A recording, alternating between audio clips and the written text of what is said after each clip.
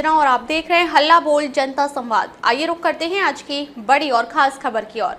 धौलपुर, 1 साल से फरार 10,000 का इनामी बदमाश गिरफ्तार। यूपी के फिरोजाबाद से दबोचा। बाड़ी, धौलपुर, 11 जनवरी 2026। धौलपुर जिला पुलिस को बड़ी सफलता हाथ लगी है। पुलिस अधीक्षक श्री विकास संगवान के निर्देशन में बाड़ी कोतवाली थाना पुलिस और डीएसटी टीम ने संयुक्त कार्रवाई करते हुए 1 साल से फरार चल रहे 10,000 रुपए के इनामी बदमाश बादल गोस्वामी को गिरफ्तार कर लिया है। मुख्य घटनाक्रम और गिरफ्तारी का स्थान। पुलिस ने तकनीकी साक्ष्यों और मुखबिर से मिली सटीक सूचना के आधार पर आरोपी को फिरोजाबाद, उत्तर प्रदेश से दबोचा। अपराध का विवरण। आरोपी बादल गोस्वामी ने दिनांक 4 जनवरी 2025 को पुरानी जमीनी रंजिश के चलते सैपऊ रोड, बाड़ी पर अपने साथियों के साथ मिलकर परिवादी पर जानलेवा हमला किया था। दर्ज मामला। इस घटना के संबंध में थाना बाड़ी में मुकदमा नंबर 092025 दर्ज है, जिसमें भारतीय न्याय संहिता BNS की धारा 189, 2, 125 और 109(1) के तहत आरोप हैं।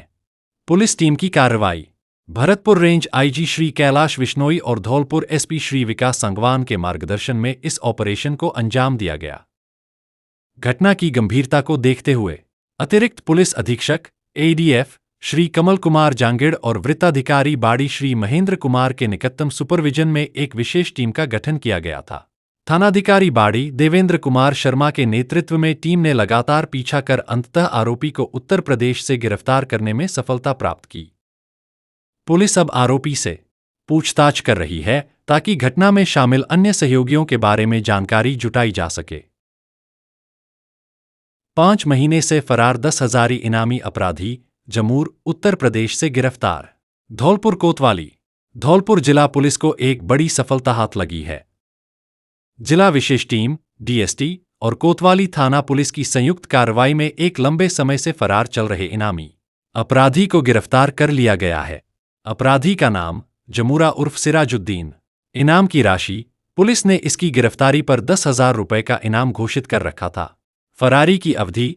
आरोपी पिछले करीब 5 महीनों से पुलिस की पकड़ से दूर चल रहा था।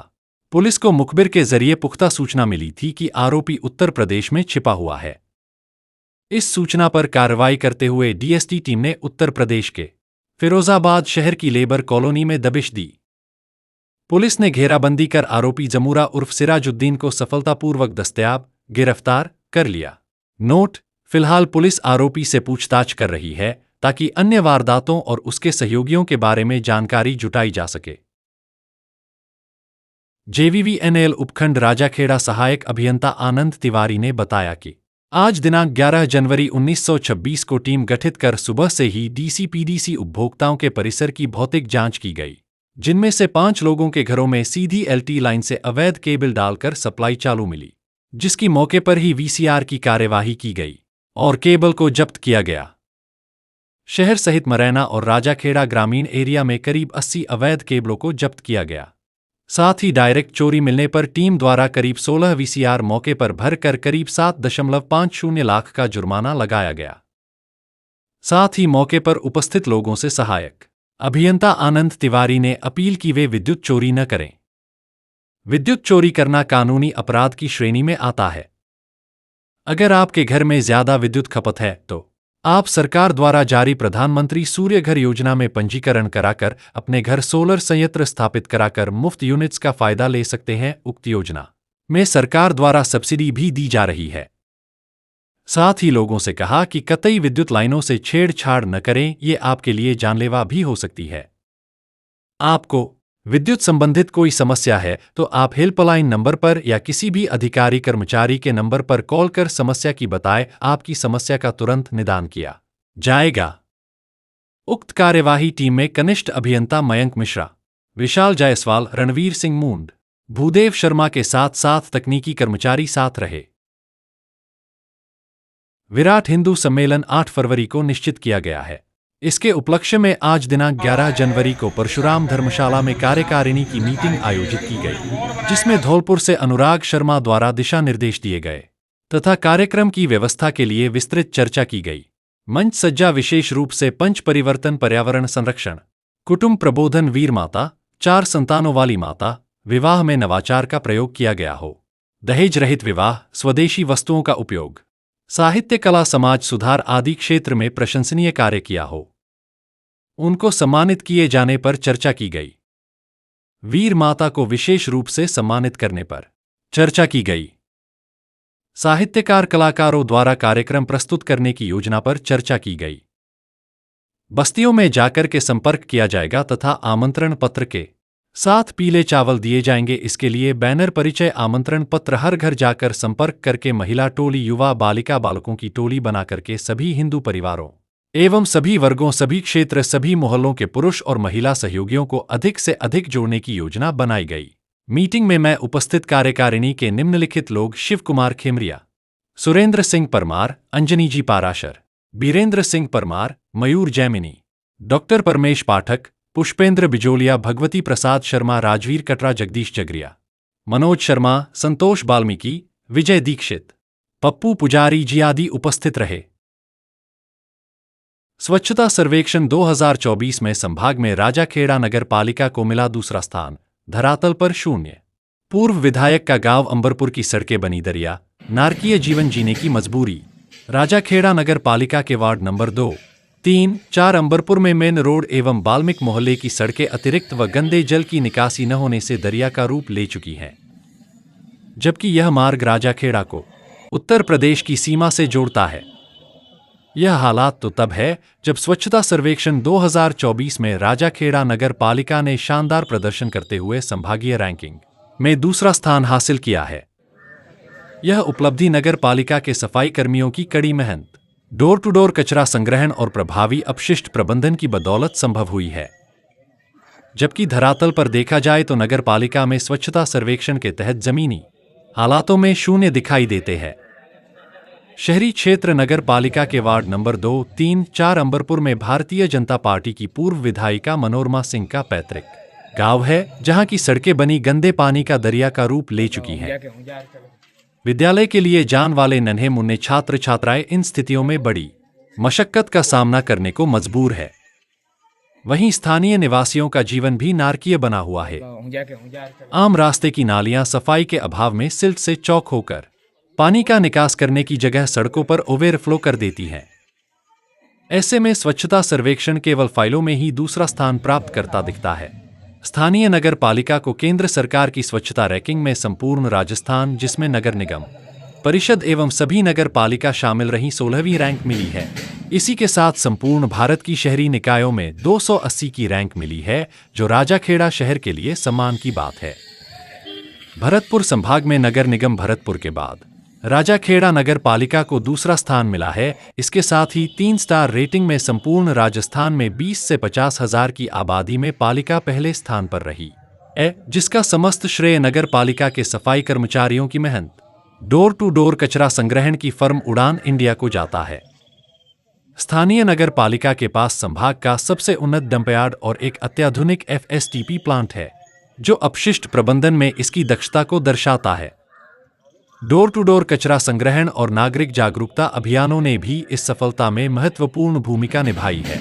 नगर पालिका राजाखेड़ा ने 68 नए सफाई कर्मचारियों को ज्वाइनिंग देकर राजाखेड़ा नगर पालिका क्षेत्र में सफाई व्यवस्था को दुरुस्त कराने के लिए प्रयास किए, जबकि नगर पालिका राजाखेड़ा में पूर्व में 46 सफाई कर्मचारी ही कार्यरत है।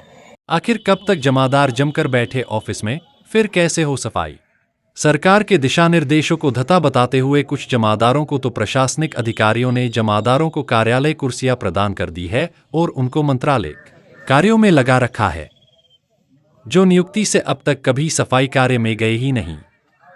नगर पालिका सफाई कर्मचारी मनोज कुमार ने बताया कि कुछ जमादार तो हाजिरी देने के लिए भी समस्त कर्मचारी एवं जमादारों के साथ नहीं आते हैं, वह अपनी मर्जी से ही आते जाते हैं।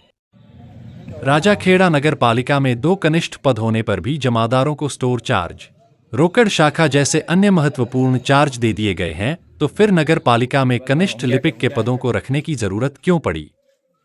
और अगर कनिष्ठ लिपिक पद है तो जमादारों को राजनीतिक संरक्षण में उच्च पद देकर उपकृत क्यों किया गया है, जो अपनी मनमर्जी से नौकरी करते हैं? कल शनिवार को देखा गया कि हाजिरी के समय एक भी जमादार नगर पालिका में नहीं था। राजाखेड़ा से पंडित बुद्ध सिंह उदैनिया की रिपोर्ट। अब वीपी धौलपुर द्वारा युवा महोत्सव 2026 का भव्य शुभारंभ। धौलपुर अखिल भारतीय विद्यार्थी परिषद ABVP की राजकीय महाविद्यालय धौलपुर व राजकीय कन्या महाविद्यालय इकाई द्वारा युवा महोत्सव 2026 का शुभारंभ आज महाविद्यालय परिसर में उत्साहपूर्ण वातावरण में किया गया। इस अवसर पर विद्यार्थियों की सक्रिय सहभागिता देखने को मिली। इकाई अध्यक्ष अभिषेक ने जानकारी देते हुए बताया कि युवा महोत्सव के अंतर्गत चित्रकला, निबंध लेखन, खेल प्रतियोगिताएं, संगोष्ठी, सेवा कार्य एवं विविध सांस्कृतिक कार्यक्रमों का आयोजन किया जाएगा, जिनका उद्देश्य विद्यार्थियों के सर्वांगीण विकास को प्रोत्साहित करना है। राजकीय कन्या महाविद्यालय की इकाई अध्यक्ष तान्या ने बताया कि ऐसे आयोजनों से छात्राओं में आत्मविश्वास, नेतृत्व क्षमता एवं सामाजिक दायित्व की भावना का विकास होता है। कार्यक्रम को संबोधित करते हुए जिला संगठन मंत्री उमेश ओझा ने स्वामी विवेकानंद जी के विचारों पर प्रकाश डालते हुए कहा कि स्वामी विवेकानंद केवल भाषणों और कार्यक्रमों तक सीमित नहीं हैं, बल्कि उनके विचार आज के युवाओं के लिए जीवन निर्माण का मार्गदर्शन है। यदि युवा उनके विचारों को आत्मसात करें तो वे राष्ट्र निर्माण की दिशा में महत्वपूर्ण भूमिका निभा सकते हैं। युवा महोत्सव के उद्घाटन कार्यक्रम में महाविद्यालय के विद्यार्थियों ने उत्साहपूर्वक भाग लिया। कार्यक्रम में ABVP के कार्यकर्ता एवं महाविद्यालय परिवार से गौरी दीक्षित, विश्वेंद्र जी, अभिषेक जी, रविंद्र जी, धीरेन्द्र कुशवाहा, आकाश दिवाकर सहित बड़ी संख्या में विद्यार्थी उपस्थित रहे। सभी प्रतियोगिताओं में विद्यार्थियों की सक्रिय सहभागिता देखने को मिली। ABVP द्वारा आयोजित यह युवा महोत्सव विद्यार्थियों के सर्वांगीण विकास, नेतृत्व क्षमता के निर्माण एवं राष्ट्रवादी मूल्यों के संवर्धन की दिशा में एक सार्थक प्रयास है। श्रीमान जिला पुलिस अधीक्षक महोदय, जिला धौलपुर के निर्देशानुसार राष्ट्रीय सड़क सुरक्षा माह NRSM दिनांक 1 जनवरी से 31 जनवरी 2026 तक चलाया जा रहा है। इस अनुक्रम में आज बाड़ी स्थित शिवहरे सेवा सदन में आयोजित 3 दिवसीय शिक्षक कार्यशाला में श्री देवेंद्र कुमार शर्मा, पुलिस निरीक्षक थानाधिकारी थाना बाड़ी, राजस्थान परिवहन विभाग से निरीक्षक श्री श्रीकांत कुमावत जी RTO धौलपुर एवं यातायात प्रभारी बाड़ी श्री गोविंद सिंह हेड कांस्टेबल एवं अन्य पुलिस स्टाफ द्वारा कार्यशाला में पधारे शिक्षकों को यातायात नियमों से संबंधित विशेष जानकारियां दी। गुड सिमैरिटन स्कीम के बारे में विस्तार से समझाया। इसी के साथ साथ स्वयं यातायात नियमों की पालना स्वयं करने एवं दूसरों से करवाने बाबत शपथ ग्रहण कराई। बाड़ी पुलिस और यातायात पुलिस बाड़ी द्वारा यातायात नियमों की पालना एवं दोपहिया वाहन पर हेलमेट लगाने के संकल्प के लिए एक पोस्टर का विमोचन भी इस अवसर पर किया गया। कि मैं सड़क का उपयोग करते समय समस्त यातायात मैं यह हर संभव प्रयास करूंगा कि मेरी कोहरे में वाहनों पर रिफ्लेक्टर टैप जरूरी।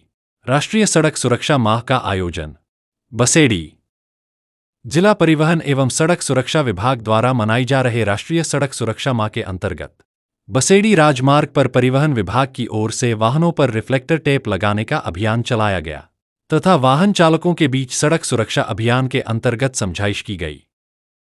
परिवहन निरीक्षक श्रीकांत कुमावत ने वाहन चालकों को बताया कि कोहरे के समय विजिबिलिटी कम हो जाती है। ऐसे समय में यदि वहां के पीछे रिफ्लेक्टर लगा होता है तो दुर्घटना की संभावना कम हो जाती है। उन्होंने कहा कि विशेषकर सर्दियों के समय में अपने वाहनों के रिफ्लेक्टरों को दुरुस्त रखें। अधिकांश दुर्घटनाएं सर्दी की यह समय में विजिबिलिटी कम होने के कारण हो जाती है। सर्दी के समय में कोहरे के समय वाहनों की गति नियंत्रित रखें, क्षमता से अधिक वाहन में सवारियों को ना बैठा लें। वहीं बरैठा चेक पोस्ट पर चलाए गए अभियान में परिवहन निरीक्षक ओम चौधरी ने वाहनों के पीछे रिफ्लेक्टर टेप लगाएं और वाहन चालकों को यातायात नियमों की पालना को लेकर शपथ ग्रहण कराई। उन्होंने कहा कि राष्ट्रीय राजमार्ग पर क्षमता से अधिक वाहनों होने के कारण पूरा हाईवे रात दिन भर कर चलता है। ऐसे में संयम के साथ नियंत्रित गति में अपनी यात्रा करें। उन्होंने कहा कि जहां तक संभव हो रात्रि में यात्रा को टालें। विभाग द्वारा मनाई जा रहे राष्ट्रीय सुरक्षा माह के अंतर्गत जिले के सभी कस्बों में निरंतर अभियान चलाया जा रहा है। उन्होंने कहा कि जन सहयोग से ही अभियान सफल होगा। अब तक के लिए बस इतना ही। फिर मिलते हैं एक ऐसे ही बड़ी खबर के साथ। तब तक के लिए नमस्कार और देखते रहिए हल्ला बोल जनता संवाद। अगर आपको ये वीडियो पसंद आई हो तो इसे लाइक करें व शेयर करें। ऐसे लेटेस्ट अपडेट पाने के लिए बेल आइकन को प्रेस करना ना भूलें। अगर आप हमें फेसबुक या फिर इंस्टा के माध्यम से देख रहे हैं तो हमारे पेज को फॉलो जरूर करें। धन्यवाद।